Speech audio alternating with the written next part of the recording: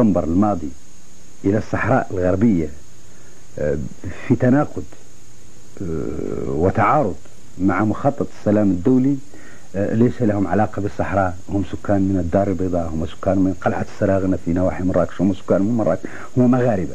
إذا المغرب يريد أن يفرض أن يصوت سكان مغاربة في هذا الاستفتاء لكي يفرض أو لكي يضمن أن الصحراء تعود إليه.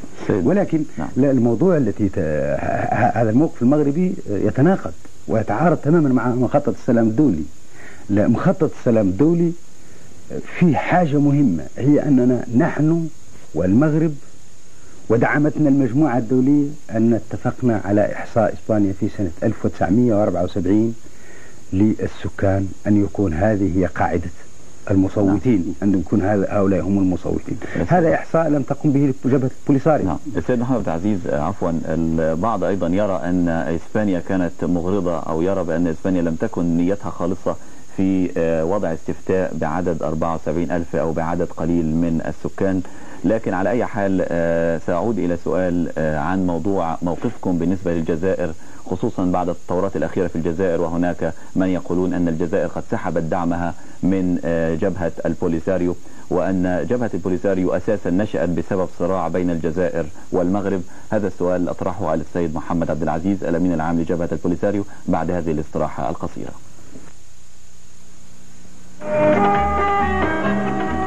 تدفع الجبهة هذا الثمن؟ على كل أريد أن أرجع إلى نهاية السؤال الأخير.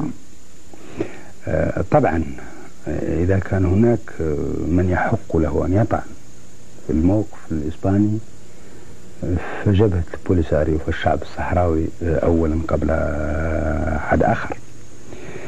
المغاربة يطعنوا في إحصائيات سنة 1974 ويقولوا أن هناك خلفية وراء هذه الإحصائيات. أنا بقى أقول أنه الشيء الذي تعتمد عليه المغرب الآن من باب الشرعية في دخولها للصحراء الغربية هي اتفاقية مدريد سنة 1974 مع إسبانيا. إسبانيا يعني ظلما وعدوانا وفي تعارض مع الشرعية الدولية دفعت أو باعت الصحراء الغربية للمغرب وموريتانيا، قسمتهم كرغيف من الخبز ولم تعتبر الشعب الصحراوي. إذن إسبانيا كان موقفها يخدم المملكة المغربية، كان موقفها يخدم موريتانيا، لم يكن يخدم السكان الصحراوي، لم يكن يخدم الشعب الصحراوي. وبالتالي أنا بأقول أن الإحصاء الذي قامت به إسبانيا سنة 1974 هو إحصاء قريب من الحقيقة، قريب من الحقيقة، لم يخدم على كل حال جبهة البوليساريو، لم يكن لصالحنا. الموضوع الآخر موضوع الجزائر. أقول لكم حقيقة أنه لما أنشأنا جبهة البوليساريو في سنة 1973 10 ماي بالضبط، وقمنا بأول عملية عسكرية ضد القوات الإسبانية في الصحراء الغربية في 20 ماي 1973، 10 أيام بعد إنشاء الجبهة. هذا الموقف الذي قامت به جبهة البوليساريو لم يكن بعلم ولا بموافقة من أي دولة من دول المنطقة، لا الجزائر لا المغرب لا موريتانيا. كلهم كانوا يأكلون على مائدة واحدة مع الحكومة الإسبانية، مع الاستعمار الإسباني. طبعا ليس بتساؤل، ولكن كلهم كانوا يعني في بجوار جيد مع إسبانيا. وبقينا حوالي 2 نكافح في الصحراء الغربية، نكافح في الصحراء الغربية ضد إسبانيا، ولا نتلقى أي دعم من أحد هذه الدول. ولكن عند مجيء بعثة الأمم المتحدة في سنة 1975 في ماي بالخصوص، ولما أعطت الأمم المتحدة أهمية للموضوع وقررت إجراء استفتاء، هنا برز موقف الجزائر. ليس دعم للشعب الصحراوي، ليس دعم لجبهة البوليساريو ضد المغرب أو ضد موريتانيا أو ضد أي، لا، دعم لحق تقرير مصير الشعب الصحراوي في إطار المجموعة الدولية في إطار القانون الدولي، ومنذ ذلك الوقت والجزائر تدعمنا في إطار دعمها للقانون الدولي، دعمها لتقرير المصير. أما العلاقات الآن فهي علاقات جيدة، هي علاقات ممتازة. الجزائر تدعم مخطط السلام الدولي، الجزائر تدعمنا من أجل تقرير مصير الجزائر مع استفتاء حر ونظيف ونزيه لتقرير مصير الشعب الصحراوي. ولم نلاحظ ولم نسجل أي تأخر في هذا الإطار في الموقف الجزائري. ولتقرير مصير الشعب الصحراء نعود مرة أخرى إلى القائمة، لأن واضح أن القائمة هي التي تقف حاليا كعقبة أمام الاستفتاء، لأن لو كنت اتفقتم على قائمة وضعها الاستعمار الأسباني، وكنا نعلم أن أسبانيا لم تكن تريد مصلحة المغرب في المقام الأول، كانت تريد بقدر الإمكان أنها تترك مشكلة، وفيش استعمار لأي بلد عربي خرج وترك الأمور محلولة، بالعكس كان يهم الاستعمار الأسباني أن يترك وراءه مشكلة، يمكن من هنا جاءت مشكلة الصحراء. ولكن أعود مرة أخرى للقائمة. كما أعلم، هل سيادتك مولود في منطقة الصحراء أم في المغرب؟ نعم، أنا مولود في الصحراء، في منطقة السمارة بالخصوص. لأن في هذه القوائم كما قرأت في بعض الصحف وقد أكون مخطئا، يقولون أن والد حضرتك غير موجود حتى على القوائم، قائمة سنة 74، وحاليا يعيش في إحدى ضواحي مراكش. معنى هذا أن لو كان والد حضرتك مش موجود على القائمة، معناها في ناس كتير من أهالي الصحراء غير مدرجين على هذه القائمة، من هنا يأتي القصور، ألا ترى ذلك؟ لا، القائمة هناك الأسماء المسجلة في القائمة، ولكن هناك مقاييس لتحديد الهوية انطلاقا من القائمة، وهذه المقاييس أراها نوع من التصحيح للقائمة. فمثلا من له أب مباشر في القائمة والولد غير موجود في القائمة ممكن أن يلحق بهذه، والعكس صحيح.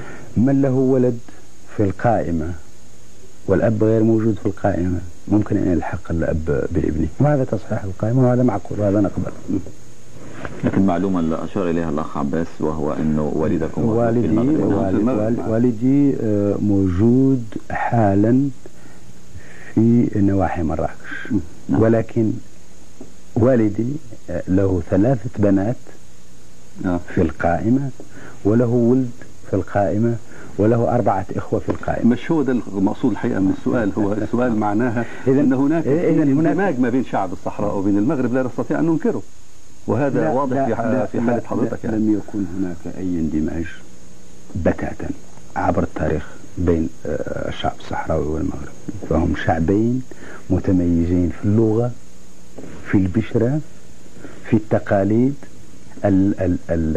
الحكم المغربي لم يكن في يوم من الأيام فوق الصحراء الغربية إلا عند الغزو في سنة 1975. السيد محمد، وهذا شيء أكدته محكمة العدل الدولية، والمغرب كان حاضر في محكمة العدل الدولية وجاب كل شواهده وجاب كل محامين وجاب كل وثائقه التاريخية. وهناك وثائق تاريخية هامة جدا من الملوك المغاربة يؤكدون لسلاطين أجانب من أوروبا مثلا على أن السيادة المغربية لا تتجاوز وادنون، أي منطقة بينها وبين الحدود الصحراوية المغربية حاليا حوالي 150 كيلومتر إلى الشمال. السيد محمد عبد العزيز، لو عدنا أيضا إلى مسألة الاستفتاء وإلى موقفكم الآن والتوازنات الدولية، البعض بيرى أنكم فقدتم القدر الكبير من القوة وقوة الدفع السياسية التي كانت لكم في البداية، والتي دفعت في مرحلة من المراحل إلى اجتماع الملك الحسن الثاني مع مندوبين من جبهة البوليزاريو أعتقد في عام 89. الظروف تغيرت في منظمة الوحدة الأفريقية، التوازنات يبدو تكون لصالح المغرب الآن أكثر من أصدقائكم في السابق لصالح البوليساريو. على أرض الواقع المغرب الآن أقام جدار أمني كامل جعلكم الآن في منطقة حدودية خارج نطاقه تماما، وليس لكم أي تأثير كبير من ناحية القوى المسلحة على أرض الواقع. في المحافل الدولية المغرب الآن عضو في مجلس الأمن الدولي لهذه السنة، وبالتالي له قوة تأثير كبيرة. فكيف ترون الوضع وأنتم تصرون على موقف يصر عليه أيضا الأمم المتحدة الآن، وهو يجب قبول كل فرد بالتصويت فردا فردا حالة بحالة؟ إذا المغرب طرح 120 ألف حالة، هل ستنتظرون حتى تحقق الأمم المتحدة في حالة 120 ألف مواطن كل على حدة والموقف في غير صالحكم، أم تقبلون بحكم ذاتي مثلا؟ هذا تقييم للأمور يعني اسمح لي غير صحيح. أرجو أن توضح لي عدم الصحة فيه. وجود المغرب الآن في مجلس الأمن لا أظن يغير الأمور في شيء. كان المغرب في منظمة الوحدة الإفريقية وكنا نحن غير موجودين ثم وكنا ناشئين، ولكن قوة الحجة، قوة الحق، وضعف حجة المغاربة وعدم وجود الحق عندهم وصلنا حتى انسحاب المغرب من منظمة الوحدة الإفريقية وإحنا الآن جمهوريتنا داخلها. ثم المغرب كان في الجمعية العامة للأمم المتحدة من زمان، نحن غير موجودين، ووجوده في الجمعية العامة لم يقفل الباب أمام دخول مشكل الصحراء الغربية حتى يصبح مشكل حقيقة دولي فيه مجلس الأمن وقوات مجلس الأمن الآن في الصحراء الغربية. إذا لا أظن أن وجود المغرب المملكة المغربية في مجلس الأمن الآن ستغير الأمور في شيء. ثم يعني لا يمكن أن أقول أن حلفائنا وأصدقائنا هم الآن في حالة ضعف. احنا لم تساعدنا الاتحاد السوفيتي التي كانت بالأمس موجودة، احنا لم تساعدنا ألمانيا الديمقراطية، نحن لم تساعدنا رومانيا، نحن لم تساعدنا أي دولة من دول الشرق. نحن ساعدتنا وأيدتنا قوة الحق لقضيتنا وقوة حجتنا. تلقينا دعم من افريقيا لا زالت موجوده، موقفها جيد. تلقينا دعم وتأييد من امريكا اللاتينيه قائمه وموجوده، دولها قائمه داخل الجمعيه العامه، ثم نقيم معها علاقات مباشره. ثم ايدتنا وساندتنا القوى الديمقراطيه عبر العالم في اوروبا الغربيه، في يعني لا زال موقفها قائم وموجود. اظن انه تقييم معكوس، يعني نحن هم الذين في صالحنا الوضع الآن. هناك المغرب يريد الظلام، يريد أن يطوى الملف، المغرب يريد أن ينتهي المشكل،